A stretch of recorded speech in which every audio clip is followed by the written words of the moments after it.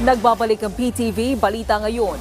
Umabot na sa mahigit 7,700 public schools sa buong bansa ang nagsuspinde ng face-to-face classes.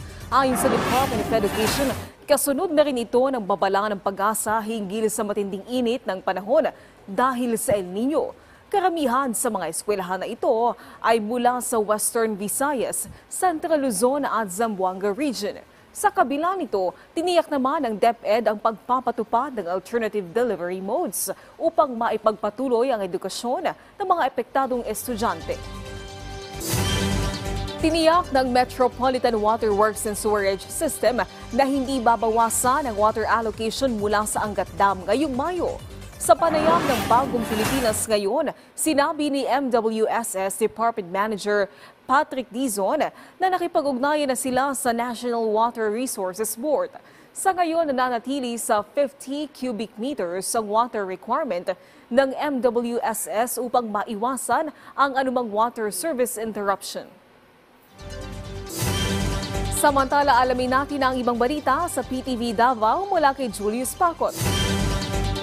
Mayong adlaw, gipahigayon na itong Sabado ang serbisyo karaban alang sa mga bata nga sa Barangay Belmonte, Laak, Davao de Oro. Din moabot nga sa 3 ka gatos ka mga bata ang naka-benepisyo sa maong serbisyo caravan nga gihanyag sa mga voluntaryo gikan sa usa ka international organization. Kauban ang lokal nga panggamhanan sa Laak uban pang ahensya sa gobyerno. Kinsa naghatag og higayon nga mahatag ang oportunidad sa mga bata nga makapartisipar sa nagkadaiyang parlor games. Dakong kalipay usab sa mga bata dahil nakadawat sila o mga giveaway sama sa ice cream, gift bag, adunay sulod nga dulaan ug mga candy.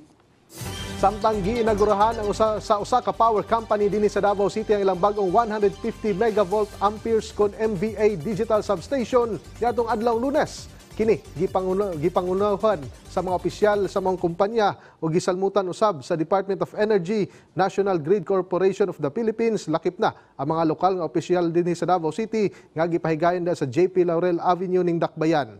Subay niini aduna na kini upgraded nga kapasidad nga 300 MVA gikan sa 150 MVA. Kini aron nga masiguro nga kanunay nga adunay igo nga supply nga kuryente nga pwedeng magamit sa katawhan sa mosunod nga napulo ka tuig. Kay numduman nga gisugdan ang upgrading project natong tuig 2019 nga na-install sa ikaduhang 150 MVA transformer natong 2022.